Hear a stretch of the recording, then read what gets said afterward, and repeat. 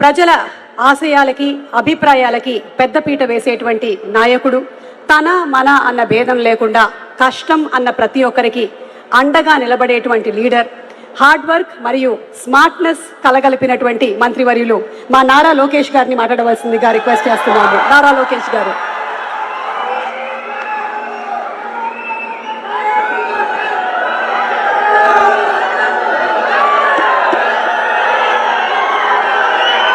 జై వాసవి, జై వాసవి, జై వాసవి.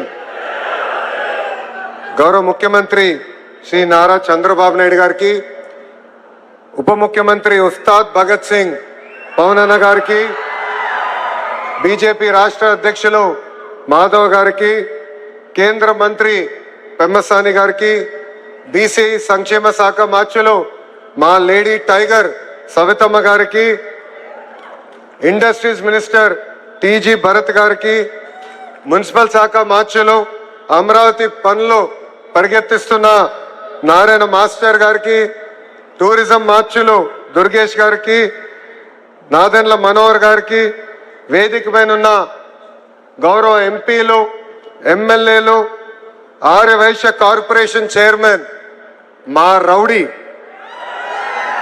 రౌడీ రాకేష్ గారికి, అదేవిధంగా అమరజీవి పొట్టి శ్రీరాములు గారి మెమోరియల్ ట్రస్ట్ సభ్యులు, ఆయన కుటుంబ సభ్యులు, ఆర్య వైశ్య సోదర పెద్దలు, ప్రజలందరికీ పేరు పేరున నా ఉదయపూర్వక నమస్కారాలు. ఒక మనిషి త్యాగం, ఒక జాతి గౌరవం, ఒక దీక్ష, ఒక రాష్ట్రం, అమరజీవి చిరంజీవి, మరణం లేని ఒక గొప్ప శక్తి, త్యాగానికి మానవ రూపం, ఆంధ్రప్రదేశ్ రూపంలో ఆయన జీవిస్తూనే ఉన్నారు. అమరజీవి పొట్టి శ్రీరాములు గారి 121 జయంతి రోజున 58 అడుగుల విగ్రహ రూపమే ఆయన జన్మిస్తం జరిగింది. ఆంధ్రప్రదేశ్ ఆత్మగౌరవం ఈ స్టాచ్యూ ఆఫ్ సాక్రిఫైస్. దొండి రాకేష్ వచ్చి నా దగ్గరకు వచ్చి, అన్న విగ్రహానికి ఏం పేరు పెడితే బాగుంటుందని ఆయన నన్ను అడిగారు. అప్పుడు నా మనసులో నేను ఆలోచించి, ఎవరి త్యాగం అయితే తెలుగు జాతి శాశ్వతంగా గుర్తుపెట్టుకుంటారో ఆ త్యాగమూర్తియే పొట్టి శ్రీరాములు గారు, అందుకే స్టాచ్యూ ఆఫ్ సాక్రిఫైస్ పేరు పెట్టాలని నేను కోరటం జరిగింది. ఈ విగ్రహం తెలుగు జాతి గొప్పతనం ఏంటో అమరావతి నుంచి జాతికి స్థాయికి తీసుకెళ్తుందని ఈ సభాముఖంగా నేను కోరుతున్నా. నేను తెలుగు వాడినని గర్వంగా చెప్పుకుంటున్నా. ఆ గర్వం మనకు అందజేసిన గొప్ప వ్యక్తి అమరజీవి పొట్టి శ్రీరాములు గారు. ఆయన ప్రాణ త్యాగమే మన రాష్ట్రం. ఆయన జయంతి మనందరికీ ఒక పండుగ. అమరజీవి పొట్టి శ్రీరాముల జయంతి సందర్భంగా ఆయనకి నేను ఘన నివాళులు అర్పిస్తున్నా. యువగలం పాదయాత్రలో మా ఆర్య వైశ్య సోదరుల్ని కలిశాను. వాళ్ళు ఎదుర్కొంటున్న సమస్యలు నేను తెలుసుకున్నా. దాంట్లో అనేక సమస్యలు మేము పరిష్కరించాం. ఇంకా చేయాల్సిన కొన్ని పనులు మా ఉన్నాయి. కానీ ఆనాడు నేను మిమ్మల్ని కలిసినప్పుడు ఒక హామీ ఇచ్చా, అమరావతిలోనే పొట్టి శ్రీరాములు గారి విగ్రహం ఏర్పాటు చేస్తా అని చెప్పాను. అతి తక్కువ సమయంలో ఈరోజు ప్రభుత్వం ఆ హామీని నిలబెట్టుకుంటాం జరిగింది. ఈ స్టాచ్యూ ఆఫ్ సాక్రిఫైస్ 58 అడుగులు, అమరజీవి ఆమరణ నిరాహార దీక్ష 58 రోజులు చేశారు. ఆంధ్ర రాష్ట్ర ఏర్పాటు కోసం ఆయన త్యాగం మనకు ప్రతిరోజు గుర్తు పెట్టుకునే విధంగా ఈరోజు ఈ విగ్రహం ఏర్పడింది. మనం ఒకరోజు ఉపవాసం చేయాలంటే ఇబ్బంది పడతాం. అలాంటిది తెలుగు ప్రజల కోసం, తెలుగు జాతి కోసం ఆయన దీక్ష చేశారు. ఒక రాష్ట్రం ఏర్పాటు కోసం 58 రోజులు ఆమరణ నిరాహార దీక్ష చేసి త్యాగం చేసిన గొప్ప వ్యక్తి పొట్టి శ్రీరాములు గారు. ఈ చరిత్ర భావి తరాలు గుర్తుపెట్టుకునే విధంగా ఈరోజు మనం ఇక్కడ విగ్రహం ఏర్పాటు చేసుకున్నాం. 2025 సెప్టెంబర్ 3న ఇదే పుణ్యభూమి పైన మనం శంకుస్థాపన చేసుకున్నాం. కరెక్ట్గా 194 రోజుల్లో మొత్తం భారతదేశ ఆశ్చర్యపోయే విధంగా ఈరోజు పొట్టి శ్రీరాములు గారి విగ్రహం ఈరోజు మనం ఆవిష్కరించుకున్నాం. మా రౌడీ దొండి రాకేష్ గారిని ఎప్పుడు స్పీడ్ పెంచమని చెప్తా.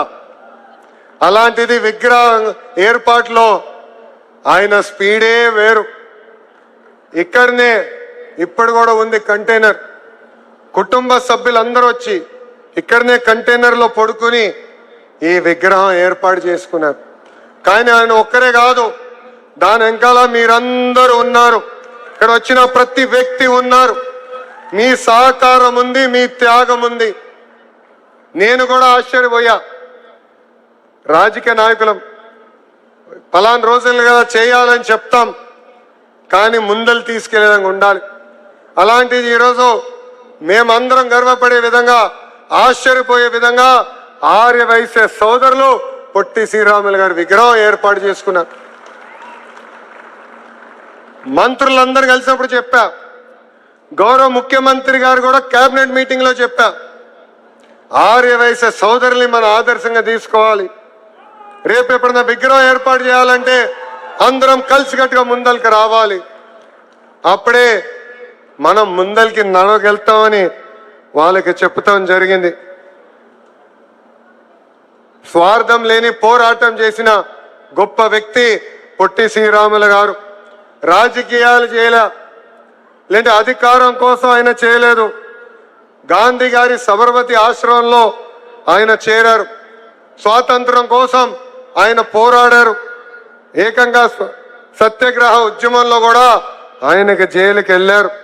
నెల్లూరులో దళితులకు ఆలయం ప్రవేశం కల్పించాలని ఆర్నిసలు పోరాడారు. సుమారుగా 5 దీక్షలు కూడా చేసిన గొప్ప వ్యక్తి పొట్టి శ్రీరాములు గారు. ఆంధ్రలో పడుతున్న ఇబ్బందులు ఆయన చూశారు. అందుకే ప్రత్యేక రాష్ట్రం కోసం మనందరం పోరాడాలి, లేదంటే మహాపాపం చేసిన వాళ్ళం అవుతామని ఆనాడు ఆయన ప్రకటించారు.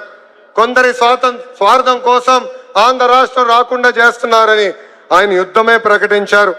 వస్తే ప్రత్యేక రాష్ట్రం, పోతే నా ప్రాణం అని ప్రకటించి ఆయన దీక్ష ప్రారంభించారు. ఆనాడే చెప్పారు, దీక్షకి ఎవరైనా స్థలం ఇవ్వకపోతే పర్వాలేదు, రోడ్డు పైన కూర్చుని నేను దీక్ష చేస్తా అన్నారు. ఆయన నిత్యం పోరాట యోధుడు. ఆయన కూడా నేను స్ఫూర్తిగా తీసుకుని నా యువగలం పాదయాత్ర చేశా. ఆనాడు రాత్రి బస చేసానికి ఎవరైనా భూమి ఇస్తే ఆనాటి ప్రభుత్వం ఆ భూమి 22A పెడతానని బెదిరించారు.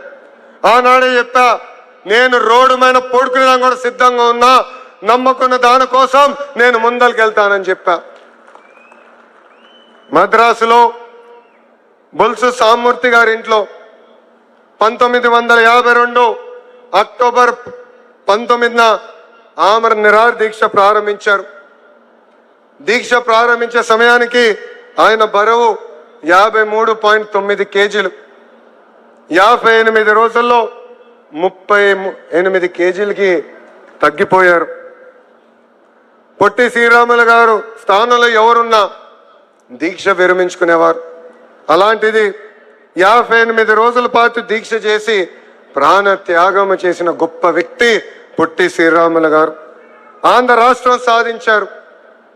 అంతేకాదు ఢిల్లీని దడలాడించి భాష ప్రయుక్త రాష్ట్రాల ఏర్పాటు కోసం మొదటి అడుగు వేసిన గొప్ప వ్యక్తి పొట్టి శ్రీరాములు గారు. ఒక ఫేమస్ హిస్టోరియన్ రామచంద్ర గుహ పొట్టి శ్రీరాములు గారి గురించి ఒక ఆర్టికల్ రాశారు. ఆ ఆర్టికల్ నేను చదివాను.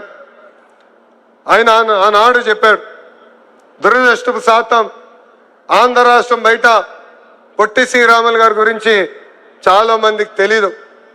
కానీ ఆయన ఇండియా హిస్టరీ కానీ జియోగ్రఫీ మీద పొట్టి శ్రీరాముల ప్రభావం చాలా ఉందని ఆయన ఆనాడు రాశారు. ఆయన దీక్ష తర్వాత భాష ప్రయుక్త రాష్ట్రాలు ఏర్పడినాయని ఆయన చెప్పారు. పొట్టి శ్రీరాములు గారిని ఇండియన్ మర్కటర్ అని ఆనాడు ఆయన పేరు కూడా ఇచ్చారు. మర్కటర్ అంటే 1569లో ప్రపంచ పట్టాన్ని తయారు చేసిన వ్యక్తి. అంత గొప్ప వ్యక్తి మన పొట్టి శ్రీరాములు గారి విగ్రహం ఏర్పాటు చేసుకుంటాం మనందరి అదృష్టమని ఈ సభాముఖం మీ అందరికి నేను తెలియజేస్తున్నా. మిమ్మల్ని ఎప్పుడు కలిసినా నాకు గుర్తొచ్చే వ్యక్తి రోసే తాత గారు. ఆయన రాజకీయాల్లోనే ఒక స్టేట్స్మెన్. అలాంటి గొప్ప వ్యక్తుల్ని చూసి పెరిగిన వాడిని నేను. నాకు ఇప్పుడు కూడా బాగా గుర్తు, ఒక పక్కన చంద్రబాబు నాయుడు గారు, ఇంకో పక్కన రాజశేఖర్ రెడ్డి గారు హోరాహోరీగా చర్చించేవారు. కొన్నిసార్లు స్పీడ్గా మాట్లాడేవారు. కరెక్ట్గా నెక్స్ట్ డే పొద్దున 6ంటికి రోసే తాత గారు బాబు గారికి ఫోన్ చేసేవారు. ఫోన్ చేసి కొంచెం నిన్న చర్చ స్పీడ్గా వెళ్ళింది, ఈ రోజన్నా చాలా ఓపికగా ప్రజల సమస్యల గురించి మాట్లాడదాం బాబు గారు అని చెప్పిన గొప్ప వ్యక్తి రోసే గారు. రాష్ట్ర విభజన తర్వాత ఆయన పుట్టినరోజు నాడు రోసే తాతకు ఫోన్ చేసేవాడు. ఎప్పుడు చెప్పేవాడు, తాత మీరు రాజకీయాల్లో లేని లోటు మాకు అనిపిస్తుంది, మిమ్మల్ని చూసి పెరిగిన వాళ్ళం, మీరు చేసిన రాజకీయాలు వేరు, మాకు దారి చూపించాల్సిన బాధ్యత అని పెద్దానికి చెప్పేవాడిని. రాజకీయాలకు అతీతంగా ఆంధ్ర రాష్ట్రానికి అద్భుతంగా సేవ చేసిన వ్యక్తి రోసే గారని ఈ సభాముఖంగా నేను తెలియజేస్తున్నా. ఇప్పుడే చూసాం, ఎన్ని కోరికలు తీర్చినా ఇంకా కోరుతూనే ఉంటాడు. ఇక్కడ ఒక ఆయన రాకేష్ గారు, ఆయన మొన్న వచ్చి పొట్టి శ్రీరాములు గారి పేరు మీదుగా ఒక కాయిన్ విడుదల చేస్తే బాగుంటుందని ఆయన కోరారు. అది నేను కేంద్ర మంత్రితో ప్రభుత్వంతో సంప్రదింపులు చేస్తున్నా, త్వరలోనే అది కూడా చేస్తామని ఈ సభాముఖం ఆర్యవైశ్య సోదరులకి హామీ ఇస్తూ,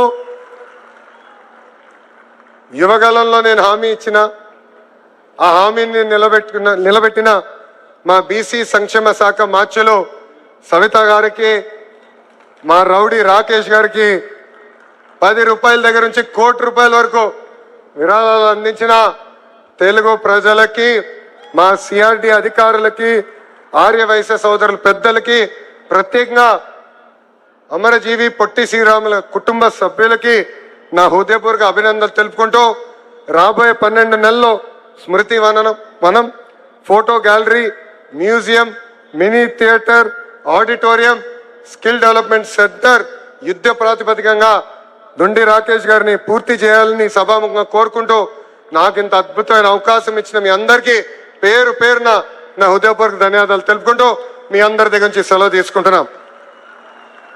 జై వాసవి, జై వాసవి, జై వాసవి, జై హింద్. అందరికి నమస్కారం. థ్యాంక్ యూ నారా లోకేష్ గారు. త్వరలోనే కాయిన్ ని కూడా విడుదల చేస్తాను అని చెప్పారు. పొట్టి శ్రీరాములు గారి కాయిన్ ని ధన్యవాదాలు తెలియచెప్పుకుంటూ ఉన్నాము.